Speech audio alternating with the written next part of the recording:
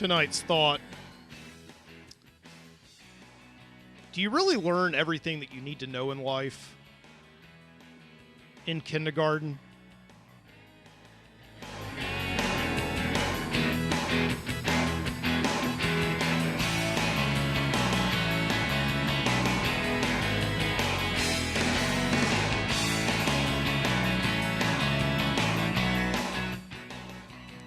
Yeah, this is an old question, but it's a meaty one. First posed by a minister turned author named Robert Fulghum in a 1986 book, where he theorized that, everything you need to know in order to have a successful and full and fruitful life.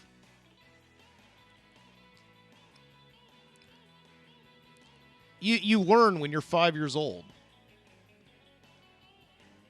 Some of the lessons include,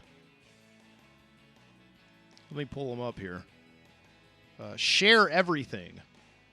Play fair. Don't hit people. Put things back where you found them. Flush. Warm cookies and cold milk are good for you, and take a nap every afternoon. I noticed that doing taxes isn't on the list. Learning how to do taxes or good investment advice. But I do agree with that last bit about taking a nap every afternoon. I think that's definitely true. I can certainly get behind that. Yes, I can.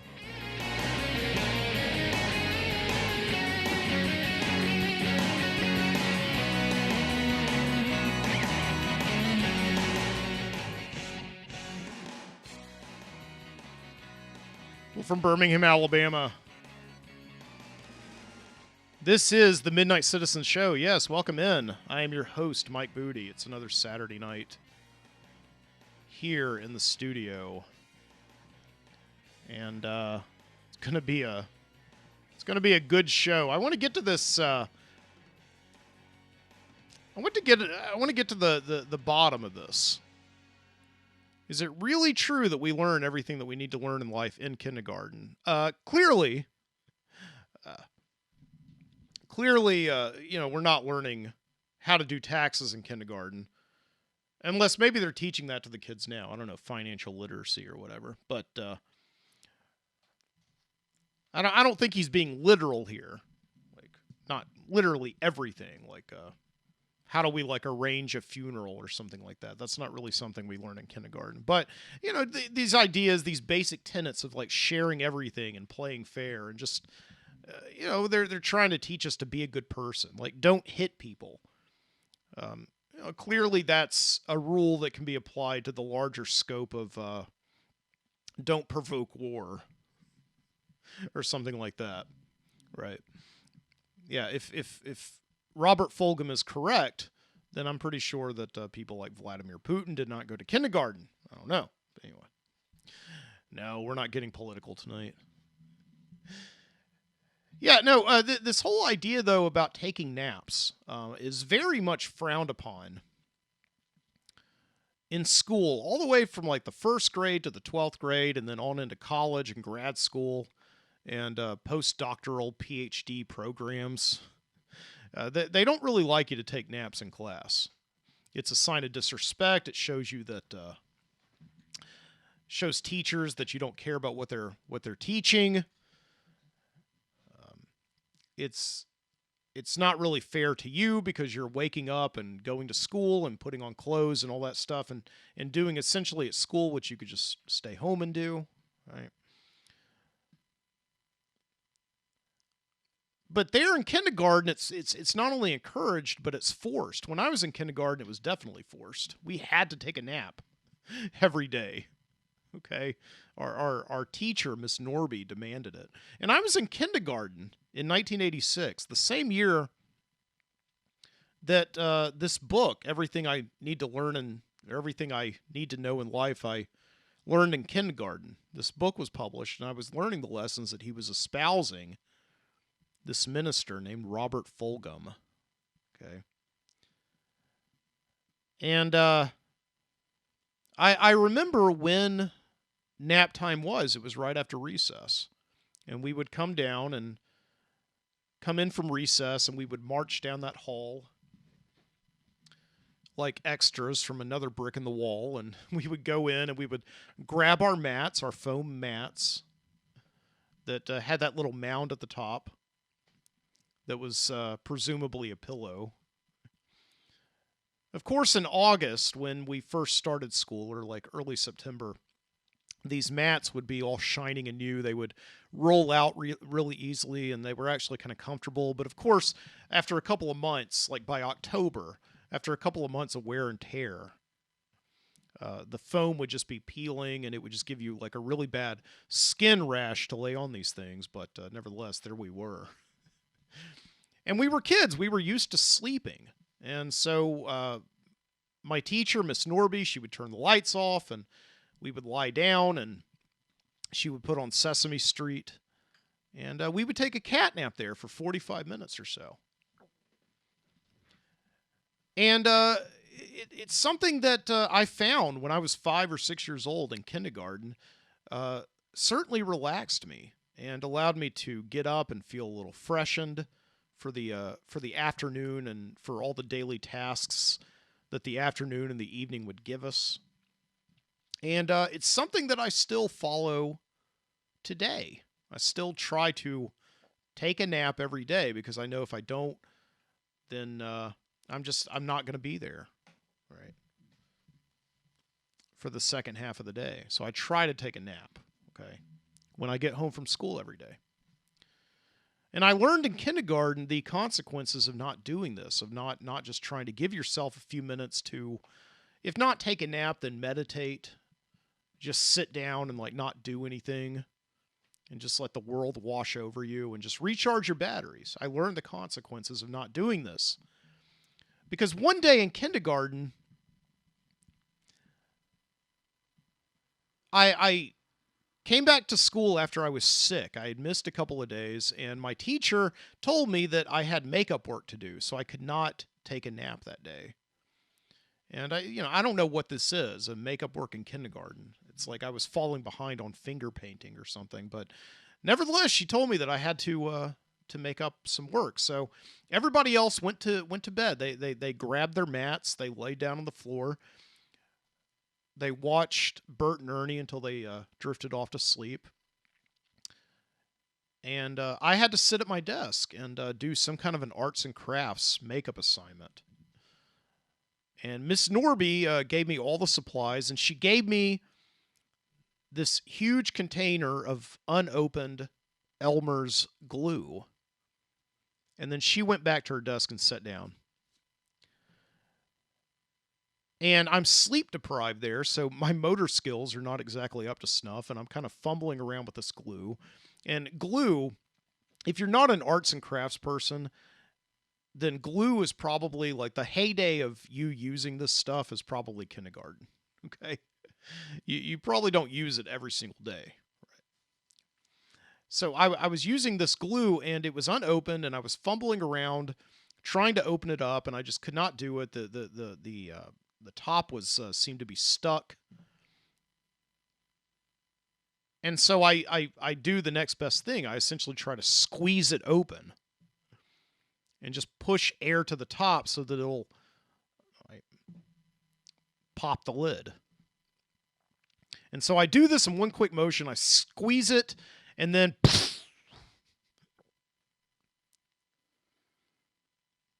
like a bear after hibernation, it just explodes all over the place. Okay, this glue.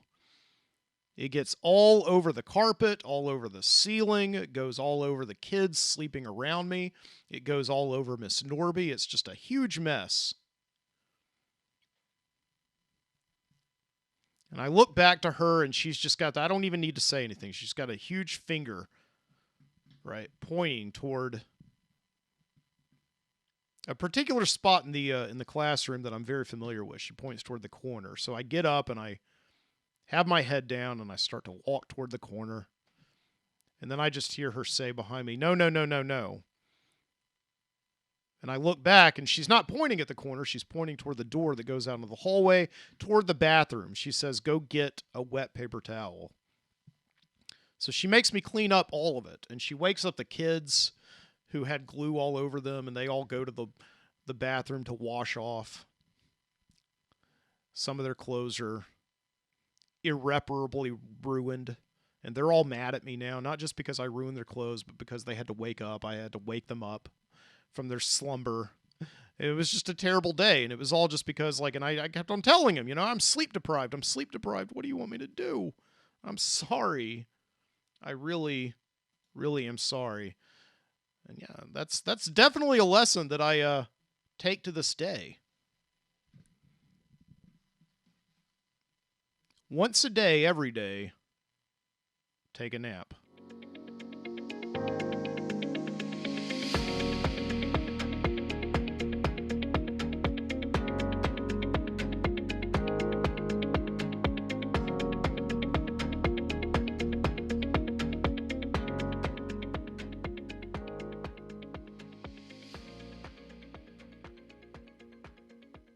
Yeah, most people are definitely sleep deprived. It's certainly a symptom of our time because there's always things calling for our attention. Cell phones, television.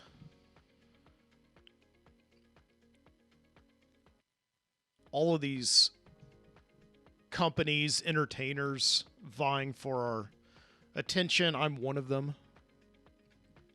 Begging your attention right now to come into the night with me on the Midnight Citizen Show.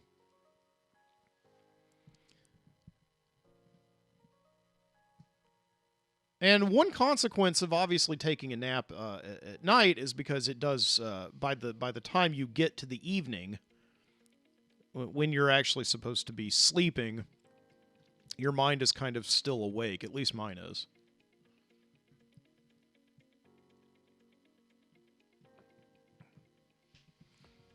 And I don't know those routines, that sleep schedule that I had when I was a kid, carried over into being an adult, and that's why I'm here right now.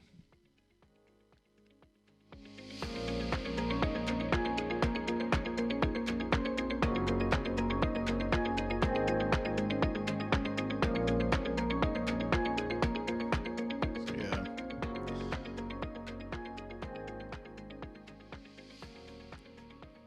So this book.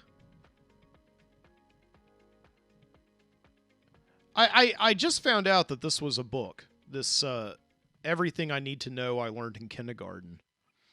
Because I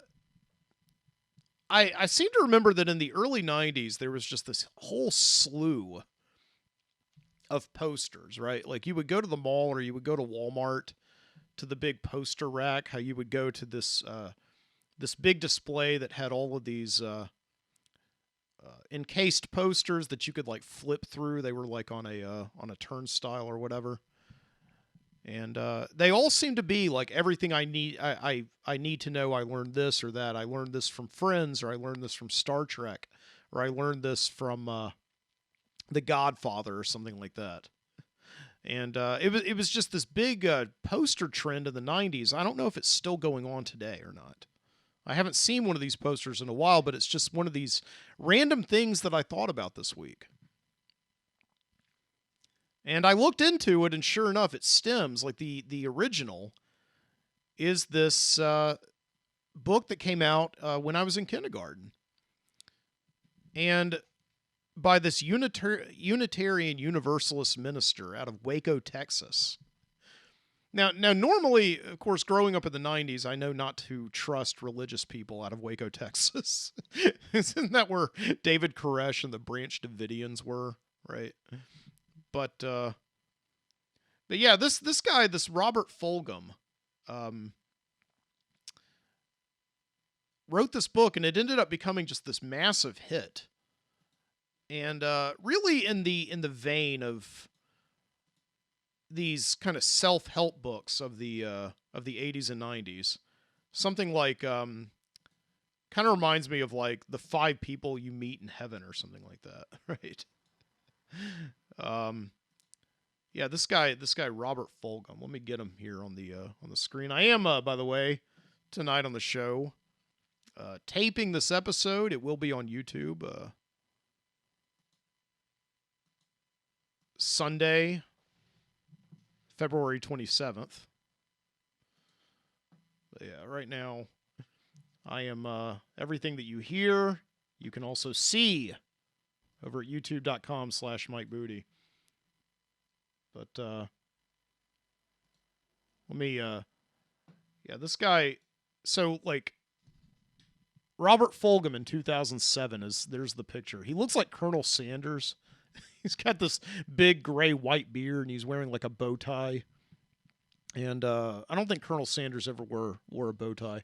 But yeah, it's certainly that big white beard that makes him look like a chicken roaster or a fried chicken aficionado.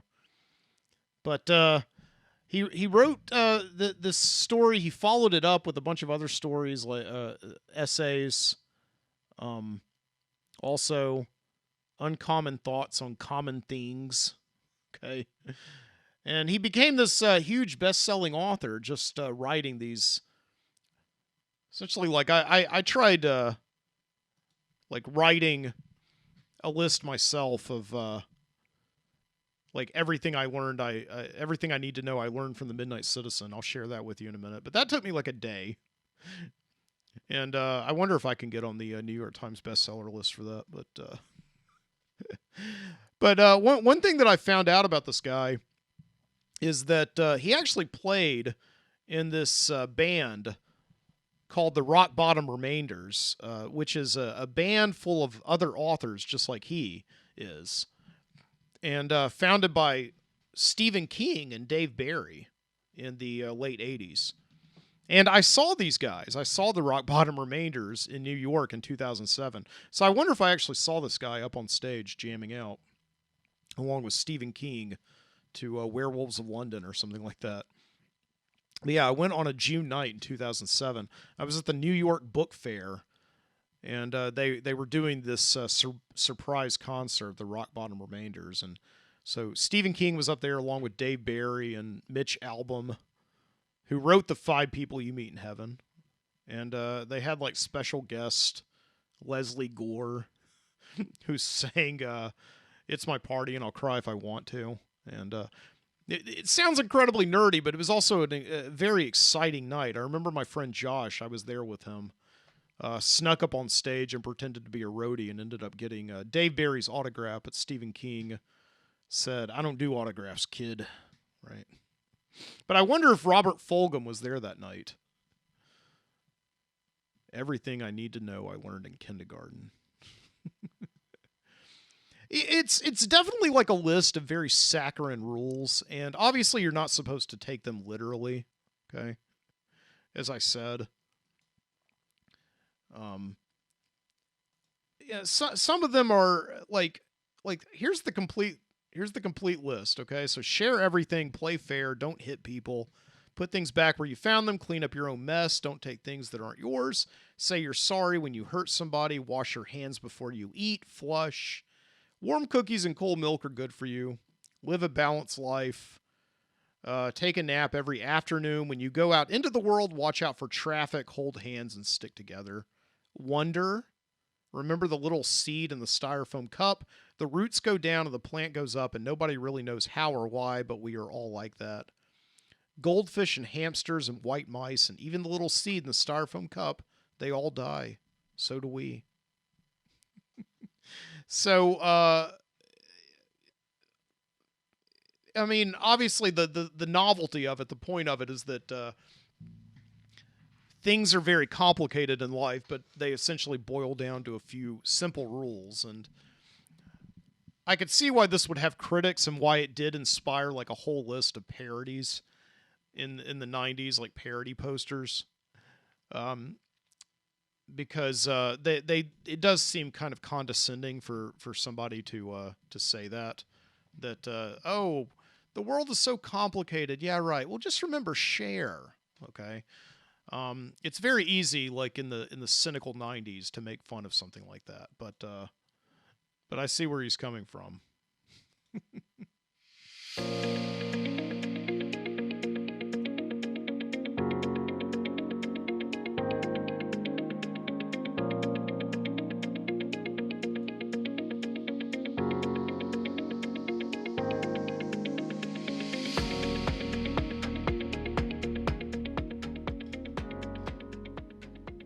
So, like, here's some other things. Like, everything I know in life, I learned from The Godfather. Never discuss the family business. Avoid sleeping with the fishes. Make sure it's your signature on the contract, not your brains.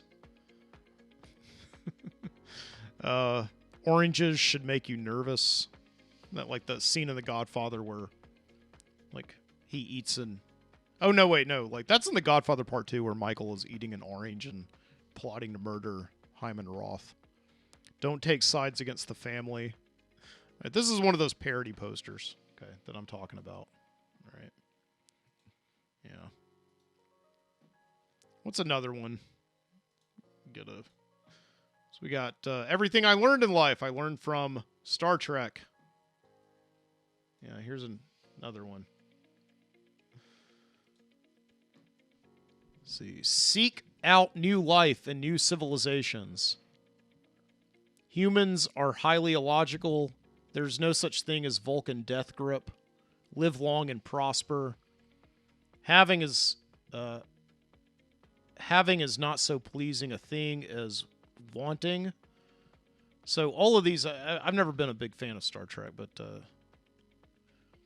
I guess like those are some lessons that you can learn from the show. Okay. And yeah, I mean that's kind of the thing is that we all have these things in life that we're certainly obsessed with, and we can there's certain areas of like pop culture that transcend entertainment and actually do give us some level of credo and philosophy to live by, and I guess human beings are natural that way. Okay, we look to entertainment to reflect on the lives that allow us to reflect on the lives that we lead and live vicariously through other people and see how they solve problems. Okay. And so it's only natural that we would forget the things that we actually learn in life through actual life experience and take them from some kind of filtered reality like The Godfather or Star Trek or something like that.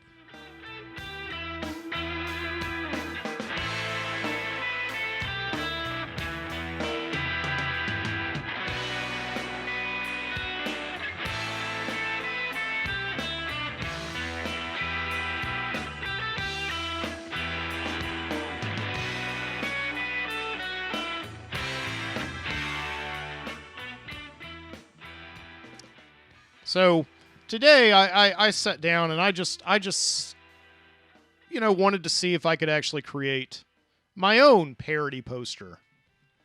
And you're free to take some of these with you and apply them to your own life if you wish. I'll be honest with you. Some of these, like, these posters always have a big logo at the top. Above it, it says, all I need to know about life, I learned from whatever. And then under that is like a big block of text separated by little bullet points. And I had a hard time filling up the entire poster with rules. So some of these are, I'll be honest, are kind of bullshit. But some of them I believe. I'll leave it to you to decide what to believe and what to leave. All right. All I need to know about life, I learned from the Midnight Citizen. Every little thing is a story. Trash is treasure. If the food pyramid was legit, coffee would be at the top. It's all about coordinated chaos. Take a nap every day. I may need to pay royalties on that one. When I need a break, I will take a trip to the Video Street video store. I shall not cause harm to any vehicle, nor to the personal contents thereof, nor through inaction let that vehicle or the personal contents thereof come to harm. Okay, I ripped off Repo Man there because I needed to fill some space, but I still believe it. It's okay to split infinitives. That is basically my way of saying that grammar is always evolving, and it's okay to break some grammar rules every once in a while, because if you break a rule enough times, it becomes the law. Anyway, I will never stop funding my Roth IRA. Thought I'd put some tax advice on there for you. Only boring people are bored, and for everything, I will keep my eyes open.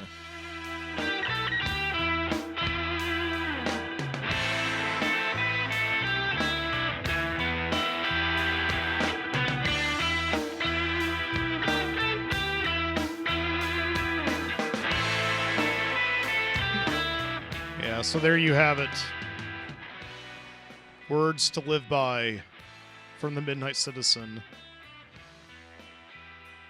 Live by those words. As I take a break here, play some music, and I'll be back after that. This is the Midnight Citizen Show. Thank you so much for joining me tonight.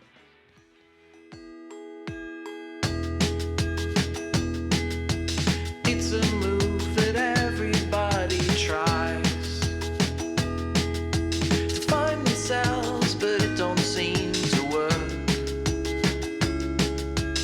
In the end, I guess we're self-absorbed at best, at least we know. On a poorly painted carousel, the horse gets stuck.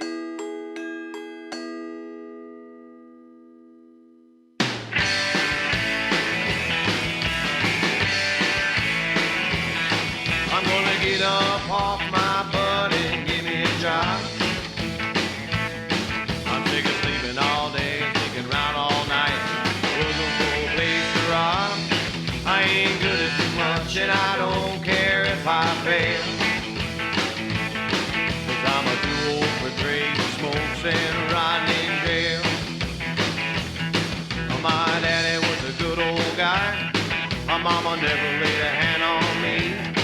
I'm just a rotten old apple far from the family tree. I just turned out the way I did. I ain't gonna blame my mama and pop. It takes too much time and effort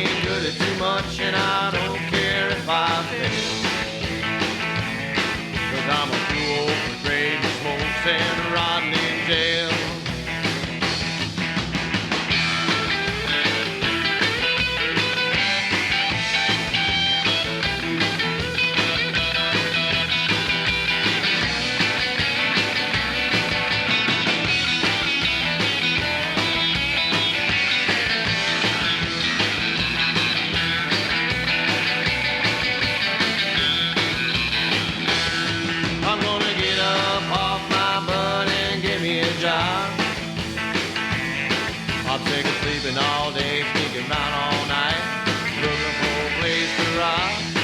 I ain't good at too much and I don't care if I fail. Cause I'm a too old for trading smokes and rotting in jail. Well, I'm a due for a little routine, a paid lunch and 2 breaks a day. Instead of stamping out plates for free, I'll be drawn to the pay. I want a regular weekday gig, one where I won't have to work real hard, like a telephone sales or a dressed up security guard. I'm gonna get up off my butt and give me a job. I'm sick of sleeping all day, sneaking around all night, looking for a place to rob. I ain't good at too much and I don't care if I fail. Cause I'm a too old for trading smokes and rotting in jail. I'm gonna get up off my butt and give me a job. I'm sick of sleeping all day, sneaking around all night, looking for a place to rob. I ain't good at too much and I don't care if I fail. Cause I'm a too old for trading smokes. I'm a too old for trading smokes. Yeah, I'm a too old for trading smokes and rotting in jail.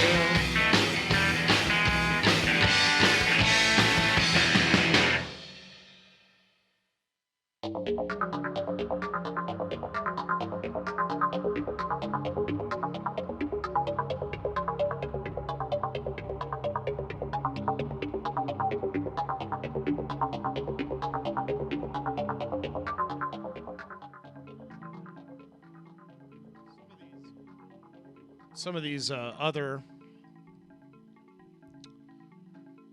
posters that you can get for your room, kind of as a humorous gag. Everything I need to know I learned from Doctor Who. Everything I need to know I learned from gaming. Everything I need to know I learned from vampires, from cartoons. Remember on the Larry Sanders Show, I remember in the writer's room, they always had that poster. Everything I need to know I learned from living in L.A. Because the show was set in L.A., I guess. So, yeah, that was always a goof. But I hope you enjoyed that little foray, that music break there. And some good music. You just heard Get Me a Job by a band called the Riptones. Big surprise. They said it every 5 seconds. And then a band named Man, Woman, Child with the song Bellwether. Good music there. All available on the freemusicarchive.org. Wonderful public service of WFMU out of New Jersey. You can use that music for free as long as you attribute it, which I just did. Hope you enjoyed it. And this is the Midnight Citizen Show. I'm your host, Mike Booty. You can find me wherever you download great podcasts for free. Spotify, Stitcher, Apple Podcasts. You can find me at mikebooty.com/The Midnight Citizen. On Twitter, I'm never there, but you can find me there. It's Citizen Midnight. Of course, I'm on the Overnightscape Underground Network, a network of other amazing podcasters who do a show just like mine, where they just speak about what's on their mind, which is incredibly niche, even though it's very broad. I'll kind of talk about that in a few minutes. I've been thinking about that a lot this week. Just this weird business of podcasting. And of course, you could watch me do this show over at youtube.com/MikeBooty. I do my best to record every single show as I do it. Okay. Occasionally, I'll do like a live show. But lately, during the school year, as I've been working, I don't really want to stay up until 3 o'clock in the morning doing a show on a Saturday night, if you know what I mean. I hope you can understand. Okay. So you can find me over there. I do tape this show on Saturday night and then release it just in time for midnight going into Sunday morning. So there I am. There you have it. Thank you so much. Let's get to some more stuff, all right?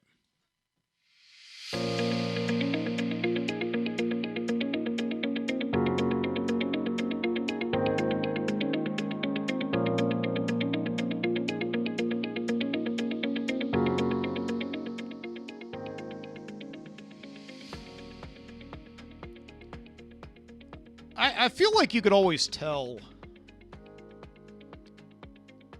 when you meet them whether or not somebody subscribes to this idea that everything that you need to know you learn in kindergarten. These are always the people who smile and shake your hand, and they can turn any negative comment into a positive comment. And that's a very good quality. I certainly feel like I have some of these qualities. I do believe that you send out into the universe exactly what you get back.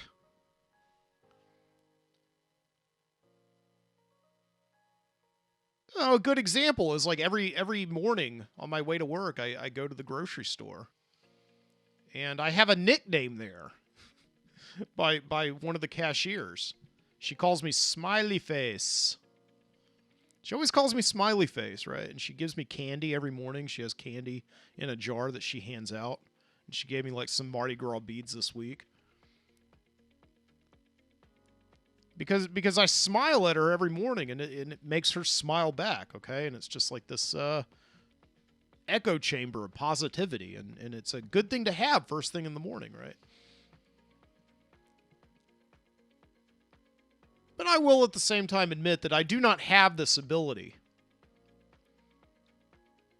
that some people miraculously do. I don't know how. To take any negative situation and find some way to spin it in a way that's positive.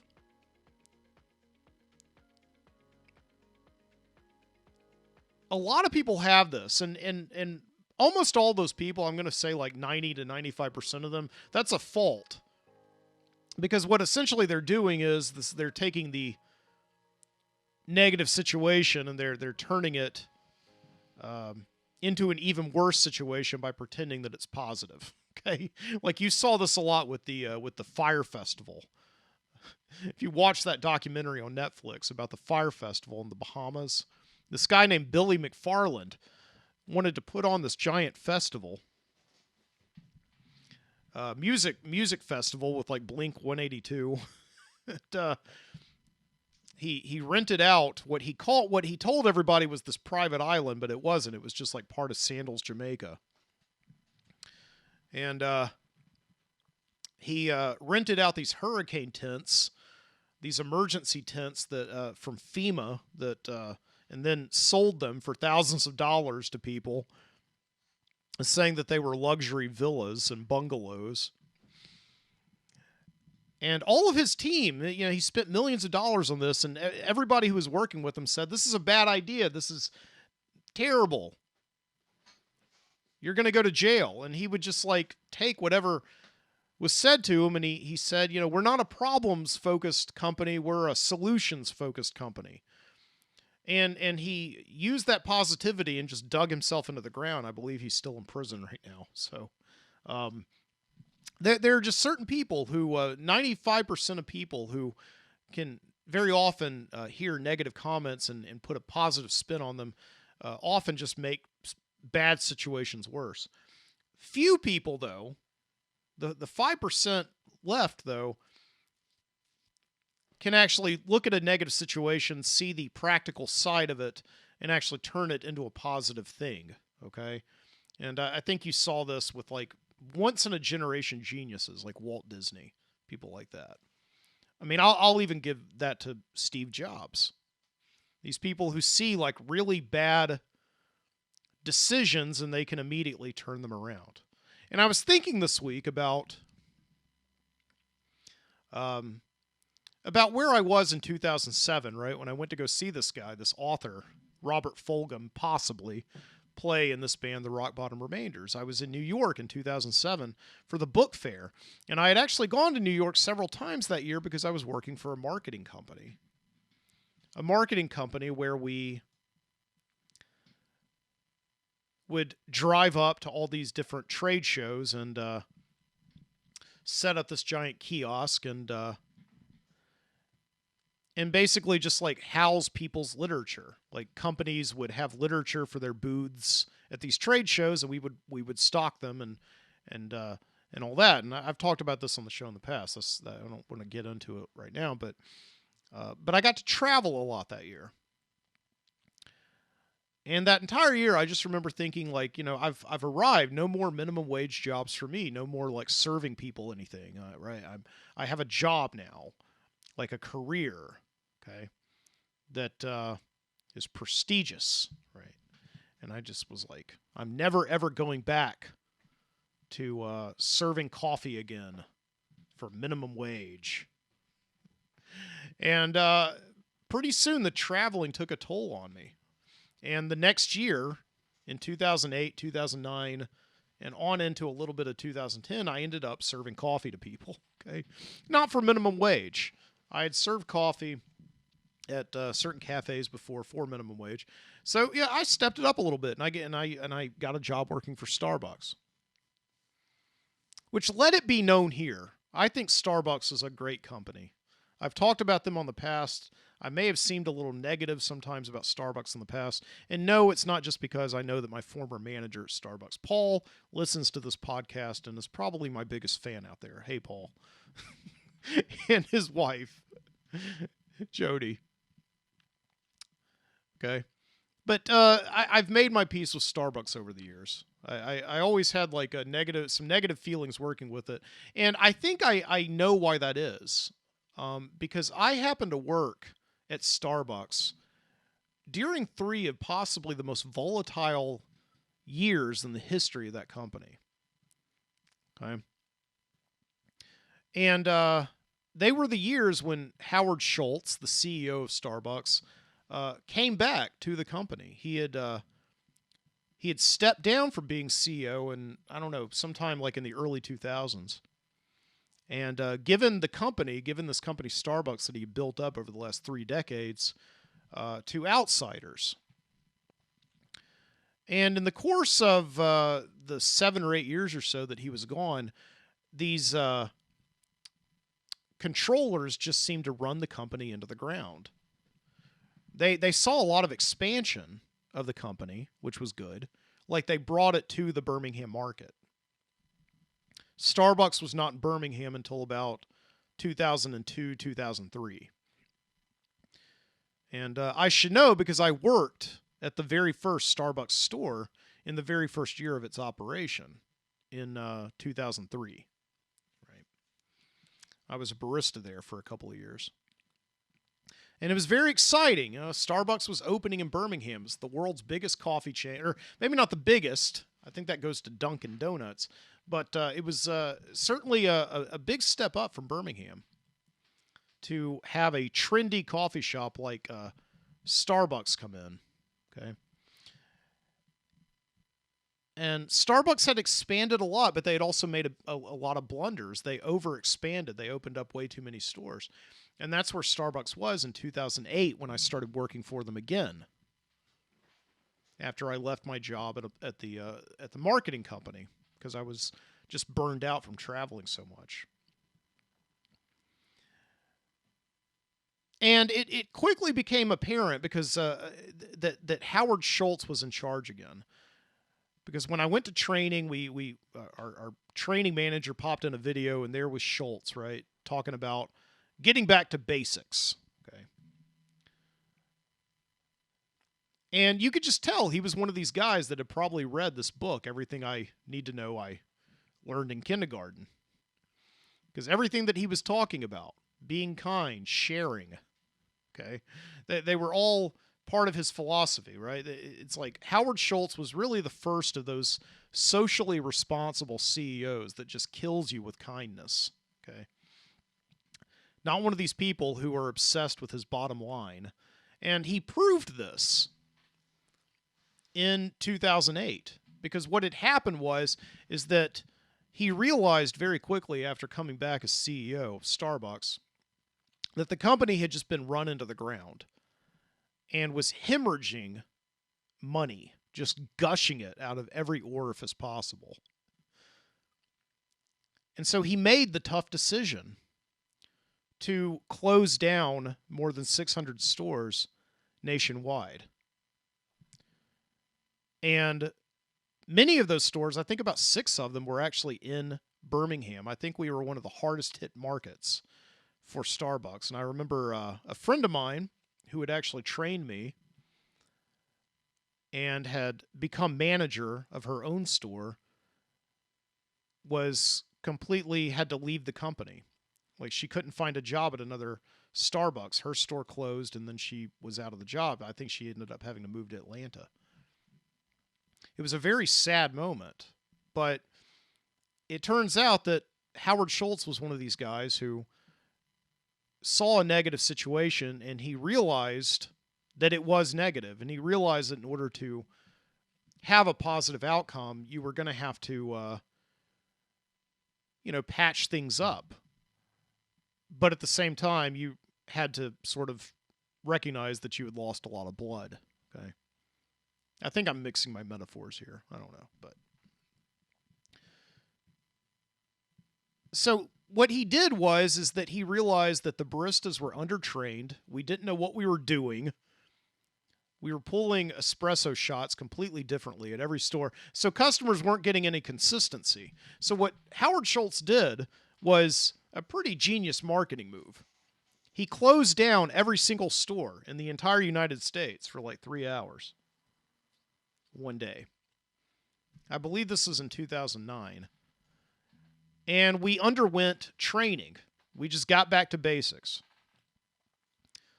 And I was there that day, and I was remembering this recently because I was listening to this podcast called Business Wars. That's all about the war between Starbucks and Dunkin' Donuts. Now, when I was working at Starbucks in the late 2000s, 2010 or whatever,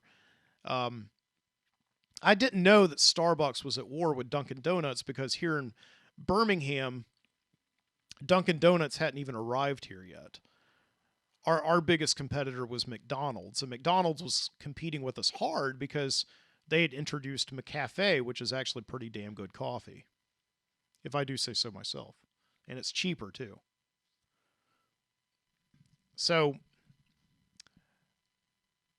they were talking on this podcast about how Howard Schultz had made this bold decision to shut down every single store, and everybody was criticizing him for it. They were calling him the biggest moron in the history of morons, whoever ran a business or anything else. And believe me, we were calling him a moron as well. But it turned out to be a genius move because customers recognized that sometimes you got to sacrifice a few $1 million for a quality product. When we opened up the next day, the customers, man, they were mad. Now, we had closed late in the day to minimize, like when sales were lowest, to minimize customer disappointment, but it didn't matter. The story was all over the news, and we were the hot topic, and everybody was coming by the drive-thru talking about how mad they were and how stupid Howard Schultz was and how we're going to close down. Like they were really threatening that they were never going to come to Starbucks ever again.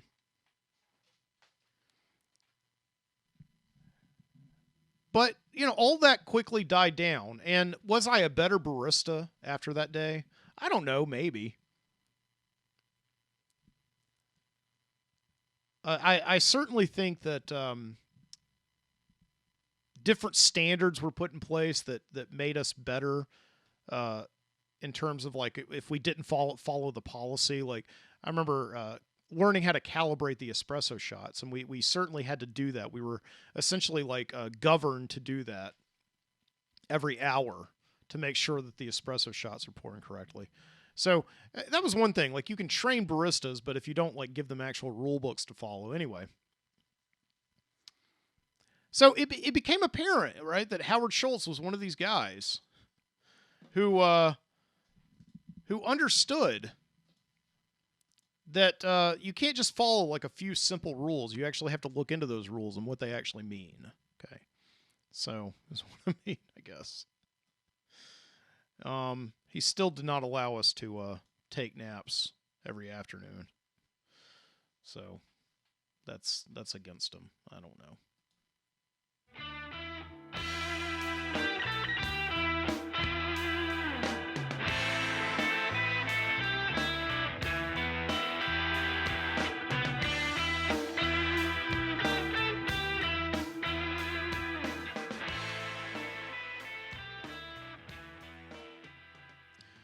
Yeah, so this show, The Midnight Citizen,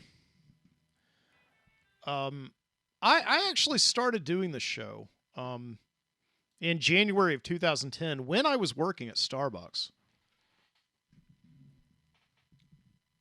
Can you hear any of those shows? No, you cannot. They're lost forever. I put them on a hard drive back when that was pretty much the only way to store this stuff. Okay. It was before I had like Google Drive and knew about archive.org and all the stuff where you could actually store it on the cloud. So you can't listen to those shows, but take me for granted. Take my word for it. They exist. They existed, and now they don't. But so, yeah, I started the show in 2010 when I was working at Starbucks, and I knew from the very beginning that I was never, ever going to get anybody to casually listen to this show, okay? I knew from the very beginning that if anybody was actually going to listen to my podcast, they were going to be a diehard listener. That's just this kind of show. It's a show where if you don't get the joke, you're not gonna stay for longer than about 3 minutes to discover what that joke is. But if you can get past like 3 minutes or something like that, you get it. Okay. Not to sound too grandiose, but my show, The Midnight Citizen, is it's of course it's like a monologue format, which podcast. That's not too popular for podcasts, okay? Most podcasts are like people interviewing guests, or it's like two friends or two or more friends talking about like horror movies or their favorite record albums or something incredibly niche like cooking pasta or something like that. Model trains. And this is what all the advice gives you. If you're going to start a podcast, go to YouTube and just say, Google how to start a podcast there on YouTube. And you'll come up with all these videos of these people in like incredibly nicely lit studios with great microphones telling you that the number one rule of creating a podcast is that you have to find your niche. You have to like look at something that nobody else in the world is talking about and do a podcast about that thing. And then you will find a very large audience that previously was like a silent majority. And I agree with this advice if you're going to make a podcast that you want everybody to listen to, okay? But I can't do that. I can't create a podcast that is incredibly niche. But the weird thing is I was thinking about it this week. That's exactly what I did. Very few people out there right now are doing podcasts where they just talk about everything. So it's ironic because I have a very broad show in that I cover wide range of topics.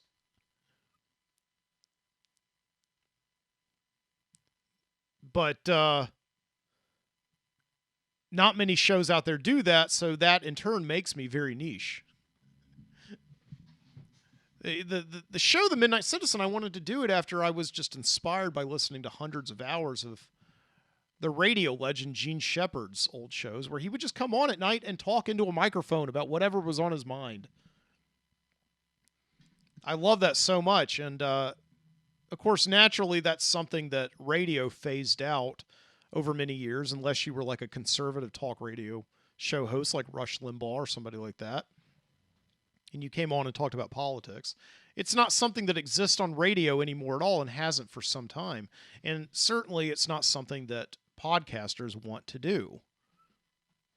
Just come on and talk about whatever's on their mind, because they don't think that there's an audience out there who cares about what's on their mind, unless what's on their mind is something that has to do with like a hobby or whatever. So I know that I put a lot of work into doing this show, and I really try very hard to make it look easy, but it's not. It's a lot of work. And that's one of the reasons why I don't do this show.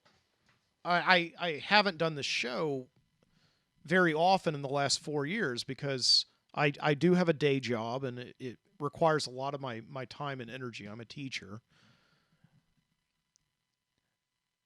And so recently I decided to just like give it a shot, like teach and podcast at the same time. And this is my 4th week of trying this out, and I found that I can actually find a balance between my job and this show. It's a very delicate balance, though. Okay, it's very, very difficult to find it, and everything every week kind of has to be zen and fall into the exact right place in order for this to happen the way that I want it to happen. So I guess what I'm talking about is that it's very hard work, but I feel that it's worth it. I feel that it's worth it. And one thing that I just can't get over is, as difficult as this show is to do, I seem to be content every week with the fact that very few people are going to listen to it. And so I guess at the end of the day, I'm just doing it for myself, right? And I know that some people do listen to it. But what I have been really trying to do the last few weeks that I've been coming back and doing Midnight Citizen shows is I've been trying to find ways to promote this show in a way that will actually find an audience, because I know that they're out there. And I had this revelation this week that there is an audience out there for stuff like my show that you can just put on in the background. Like that's kind of what I'm hoping that you're doing right now. You know, I'm hoping right now that I'm on mute. If you're watching me on YouTube, you've got me on mute, or you've got me turned down very low, and you're watching me just talk occasionally while you're baking cookies or something like that. You're doing something. I don't know. Or if you're listening to me on Spotify or Apple Podcast or whatever, maybe you've got me turned down low while you're like going to sleep or something, or you're doing homework or whatever. I don't know. It's just some mundane thing. I'm totally okay with that. I don't need to be heard right now. I don't need, what I'm doing, what I'm talking about right now can just go completely over your head. It can just be background noise. I had this revelation that there is a market for this week, because I came in and my wife wakes up every single morning. She pours herself a cup of coffee, and she sits down and she watches these ASMR videos, like people just ironing clothes or feeding birds or something like that. Just videos that really have no express purpose but to just be on. And I realized that there I am right there. That's exactly what I do. That's my niche. So I know that there's an audience out there for that. I've got to find them, and they've got to know about it. But I don't think that there are that many podcasts out there right now that are specifically geared toward the ASMR fans, right? But I don't know. I've been looking at just other ways to promote lately. I've been hitting up Reddit quite a bit, trying to like build a community on Reddit, talking to people about podcasts. Everybody there just has this idea that every podcast has to have a sponsor, every podcast has to have a guest, somebody like that. It's become just this, I feel like this incredibly polluted group of content producers who just think that something always has to be something.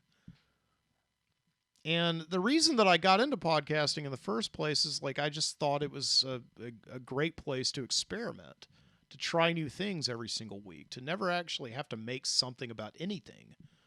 Okay.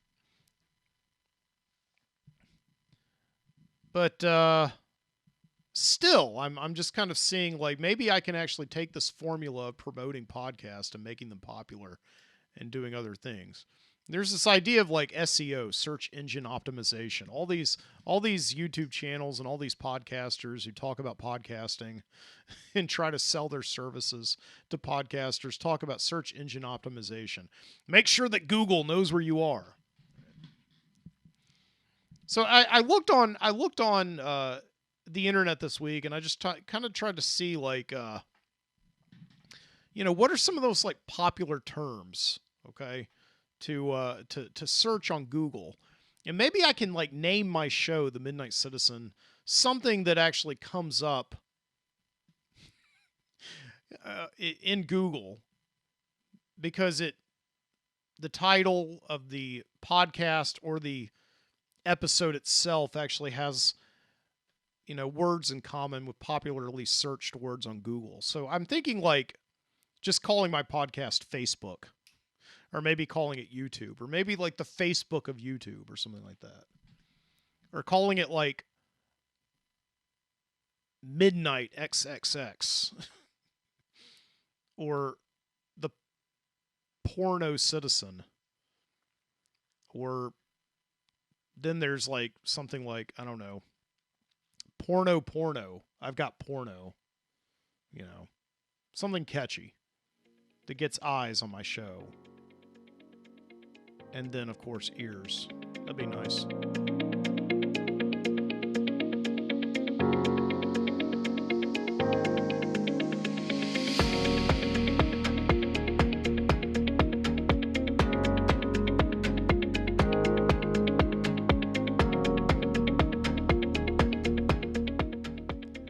And with that, yes, let's take a break.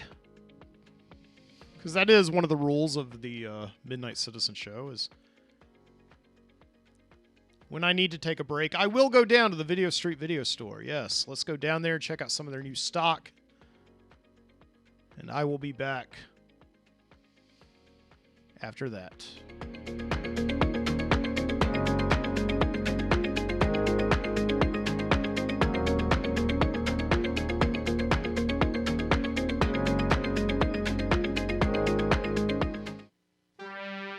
I think it's the greatest service available.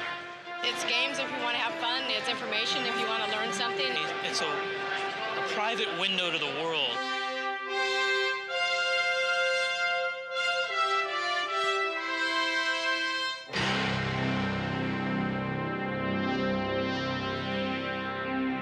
Welcome. Yes, welcome to America Online and a new era in communications. Welcome to a nationwide online network with the power, range, and ease of access to put a world of information at your fingertips. People all over America are connecting their personal computers to their telephones so they can access outside sources of information and interact with other people. I use America Online roughly 10 times a day.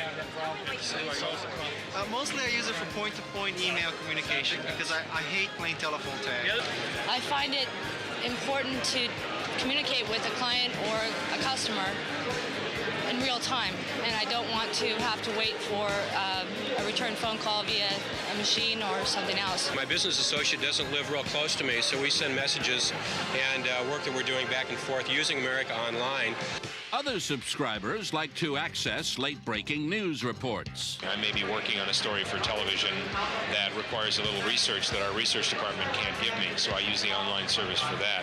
I started to use it, frankly, during the Yeltsin, during the coup in August. I found that the updates were fabulous. Well, I use it for three things. I follow my stock portfolio through the stock section. I write letters to my mother, and I also download Macintosh software. Personal computer owners can obtain a wide variety of software and get help when they have questions. I support about 50 Macintoshes within my company, and I get a lot of shareware and public domain utilities off of America Online. Providing communication between users and the publishers of the software is a major component of America Online. America Online is working with groups such as SeniorNet and the National Education Association to build electronic communities. Microsoft has joined with America Online to create the Microsoft Small Business Center. And the idea behind this is to provide tools, training, consulting, and support to entrepreneurs, people running home businesses, generating income out of the home. There are hundreds of additional uses of America Online. Only your imagination is the limit. I like to get into the encyclopedia and look up research information. We've used it for about a year and a half for prototypes of connecting school districts to databases. You can shop, you can get travel information, news, weather, sports, whatever you want. I think it's great. You know why I think it's great? Tell me. Because it looks like the Mac, that's why. Really? Yeah. It's very user-friendly, you know. There's no problem moving from place to place. It's easy to understand without knowing anything about computers, really. It's got to be the easiest thing to use that I've ever seen. I hate the other ones. I have all my customers on America Online. I love it. America Online is creating partnerships with leading media companies to combine the content and credibility of print with the interactivity of America Online. We're looking forward to participating through America Online on a nationwide basis, and also to developing localized editions of the America Online service in markets where we have an established presence. In the next decade, online services will revolutionize the way we communicate, and America Online is ready to lead the way. 10 years from now, people will access America Online through a wide variety of services. Some will use a classical personal computer on a desk.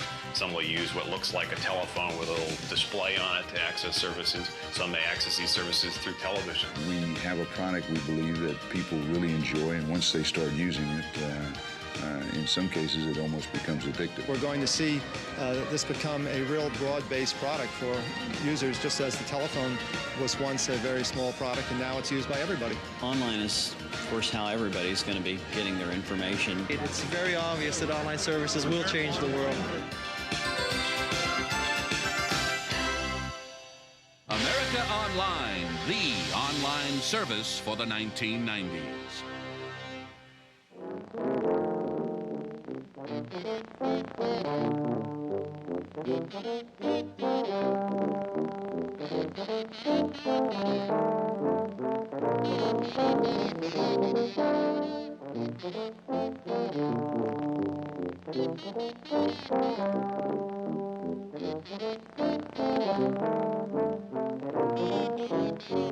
Once every generation, a man arrives on the scene that speaks the hopes and the aspirations of his entire time.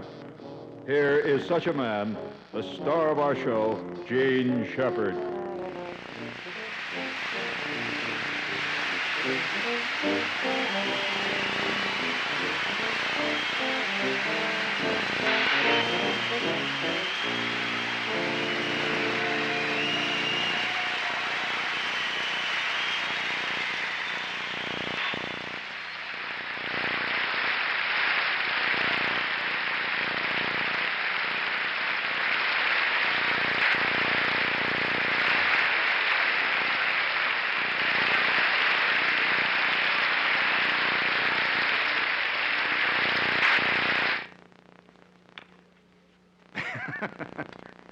Oh, God, I love to come on this set. I'll tell you, life, to me, is one series of sets after the other. All the lights are right, and the smell of the grease paint, the roar of the crowd. There's only one thing I miss, though, on this show. I'll tell you that, Ray. I would like to have somebody to kiss out here. Well, you know all those TV shows where the guys come out, they kiss everybody, they walk back and forth. Faye Dunaway kisses Ed McMahon. Ed McMahon kisses Johnny Carson. He sure does. Several places. Well, that's his whole, that's his profession. I mean, what the hell, you know? And I miss that, you know. I come out here and there's just this set here, and of course our alert, bright, dynamic crew, all sitting there, eating their big boys, and looking mad, waiting for their coffee break. I need somebody to kiss. I mean, really kiss. Zsa Zsa Gabor. I suspect kissing Zsa Zsa Gabor is like kissing a plastic poodle, you know? The hair hanging down. Farrah Fawcett Major.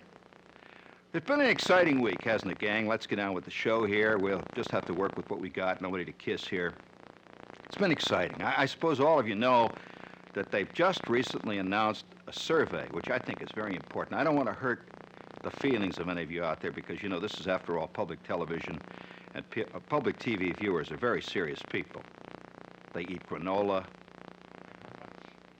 wild rice. There's probably 500 yogurt addicts watching tonight. Just sitting there eating that yogurt away there, figuring they're going to live to be 148 years old. Wouldn't you? How about that commercial, you know, where all these people are 190 years old and they're walking around eating yogurt? I say this. If you have to eat yogurt to live to be 137, it ain't worth it. I mean, there's a few other things I like other than yogurt. You know, a little Jack Daniels there, sprinkle on a yogurt there. You know, what the hell, a few Twinkies to wash it down with. Life, you got to live life. And I suppose I might as well tell you right offhand that a professor at the University of New York, NYU, in fact, very serious professor, just completed a 5-year survey, and he found out, wait till you hear this, gang, that winos do not go bald. Isn't that a kick? Yeah, he went down on the Bowery, you know, and these guys are laying there. They got a bottle of Thunderbird next to him, you know, one shoe off, the whole bit. And he went around there and he looked at all these guys and he investigated them. He went to Skid Row in Chicago. Skid Row in Chicago, by the way, is Madison Avenue, way on the outside, west side, you know, and they're all squatting down there on the curbs there with their bottles of Thunderbird and Bally High next to them.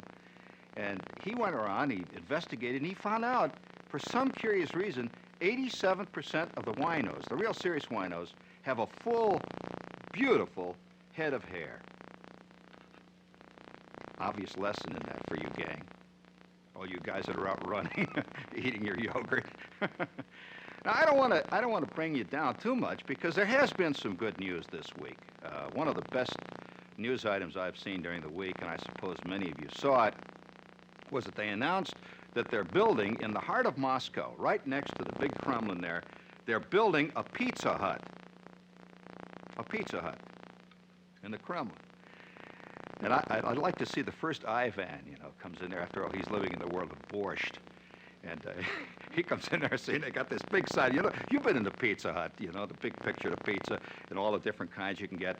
And he says, what is full tilt boogie pizza with anchovies?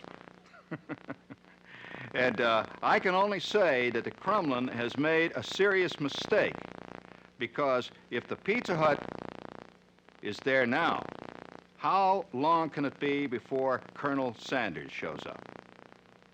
And you see this guy driving his Skoda over the steps, and it's wind blowing, and very far off in the distance as he's approaching Kiev in the frozen Russian winter, you see that great big Colonel Sanders chicken pot revolving. You know, the can there, Colonel looking out, goatee. I'll tell you, the Russians better be careful, because after that comes democracy. You realize that once a guy has tasted a big boy, he can't go back.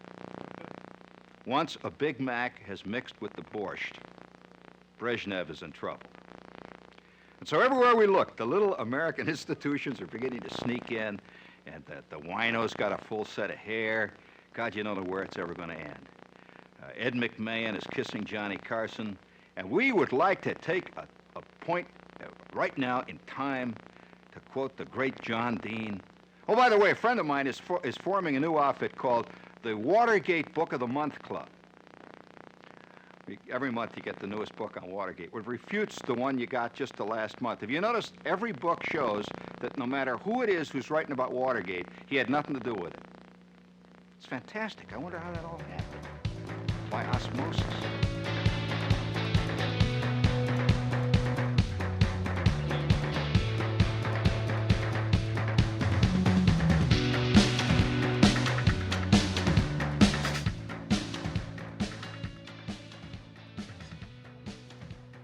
Fascinating. I knew that this week I wanted to play something from Gene Shepard. Because, of course, as I was just mentioning in the previous segment, Gene Shepard is a major inspiration. Humorist.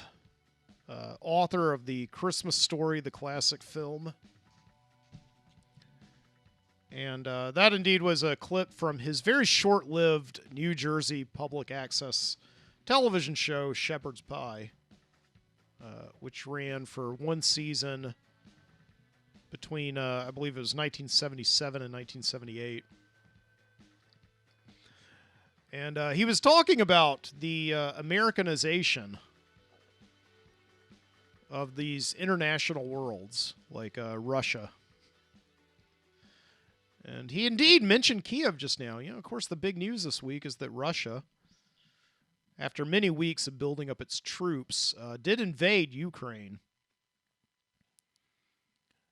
Because according to Alabama Senator Tommy Tuberville, who is also the former head coach of Auburn football, Russia is a communist country that invaded Ukraine to get wheat to feed its starving citizens. I tell you what, like one day I want Russia to just invade Alabama. I don't know. That would just be a more lucrative enterprise, I think, because we would not be like the Ukrainian people. We would not be like, protesters or anything like that. We would just, sit here and just let them take it. Because even though Alabama, just recently voted that you can have a firearm without a permit, the logic being that criminals don't follow the law. They don't care about permits, so why should we? We nevertheless are like very sympathetic down here to the Russians. Right? We believe that they're a starving communist country, which they're neither of those. This is a senator who said this. Alabama Senator Tommy Tuberville.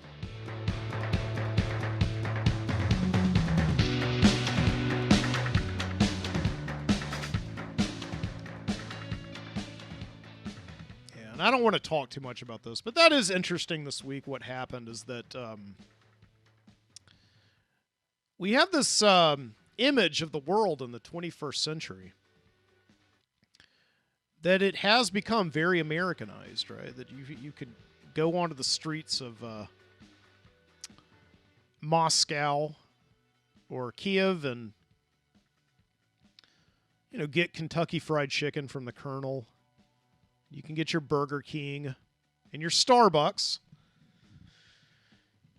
And it'd just be like living in America. Everything you want at your fingertips. And then weeks like this come along and remind us that we're still living in a very volatile social ecosystem full of dictators and people who are nostalgic for the Cold War. I really do believe that nostalgia is one of the most dangerous things that human beings can possess. I mean, it keeps us living in the past. And it's fine to think about the past. I love nostalgia personally. I think that I am nostalgic to a fault to some degree. Right? It's very clear because I've spent the last hour and a half talking about kindergarten. I'm not very nostalgic for kindergarten. I'm just using that story to tell a point. But very nostalgic, like for the early days of AOL, for instance. Just playing AOL, thinking about how interesting of a world it is. Where you could open up your mailbox and just get a disc that said AOL and just suddenly feel like you were just being catapulted into the 21st century. That's the way we felt about AOL discs back in the 90s. You would get them in the mail. Just I went to get a new phone yesterday. And I was in the phone store for 2 hours getting this thing. Half the time it takes the average person to buy a car. I bought a phone. It took me 2 hours to get this thing. I was feeling nostalgic for just the old days of like when you would get a phone, it was just the process of like cracking it open, putting the SIM card in there, and then you were good to go.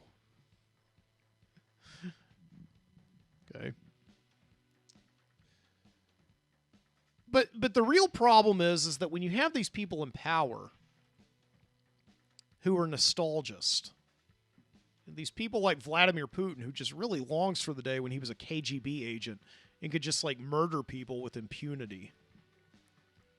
Or you even saw this like with Donald Trump. Donald Trump wanting to make America great again.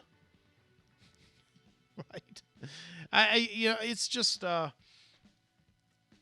The thing about nostalgia is, of course, and I don't think I'm the first person to say this, the good old days were never as good as you think they were. Case in point, Donald Trump thought that the good old days was, the 1980s when he was like the richest person in the United States. And Ronald Reagan was president. But the weird thing is that Ronald Reagan, when he was president, was talking about keeping America great again. And that was in the 1950s when segregation was legal. Okay? They weren't good. Maybe for a few people, I guess.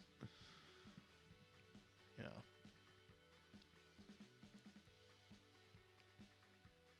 So we look at this week and we're just reminded of the fact that, we should never get too comfortable, right? We should engage in another Midnight Citizen rule, right, of keeping our eyes open. That is the slogan of this show, and I think rightfully so.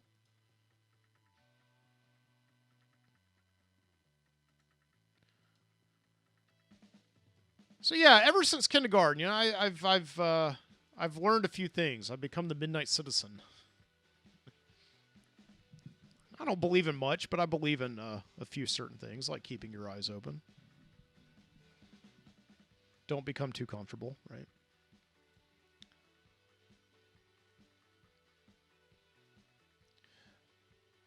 And yeah, I think that Starbucks CEO Howard Schultz would agree with me.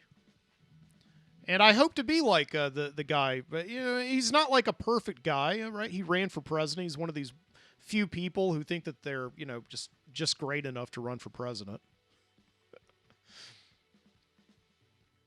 And I know that he's had some trouble in his long storied career as CEO of Starbucks, exploiting impoverished countries for the benefit of a $4 latte. But, overall, I want to be like one of these people. These 5%ers who can, remember the valuable lessons that they were taught in kindergarten, but also be, recognize that you're never too old to learn. New lessons. Howard Schultz of Starbucks really does show this because one of his signature moves is every time something happens with Starbucks, he does what he did in 2008. He closes every single store down and retrains his employees. He closed them down another time that I was there in 2010 when we rolled out our new instant coffee line Via. I remember he closed them down. And he closed them down a few years ago, right, for unconscious racist bias training. When remember that when like this manager refused this African American man the key to the bathroom at a Philadelphia area Starbucks. That was a big deal. And I think that's like the last time that Howard Schultz is going to do it for a while. Actually, I don't even think he's CEO anymore. I may be wrong, but I don't think he is. It was because like that play kind of got kind of old. Like, okay, we know what you're doing now. Okay, you're just closing things down for PR purposes, right? But nevertheless, I think every once in a while it is kind of good to like take stock, to stop everything for just a little bit and close things down and like retrain yourself, you know? And with that being said, I will be taking next week off to close down the Midnight Citizen and hold a retraining session. Not unconscious bias or anything, but just because I know that I have something Saturday night next week and I will not be available to record. So I will be taking the week off.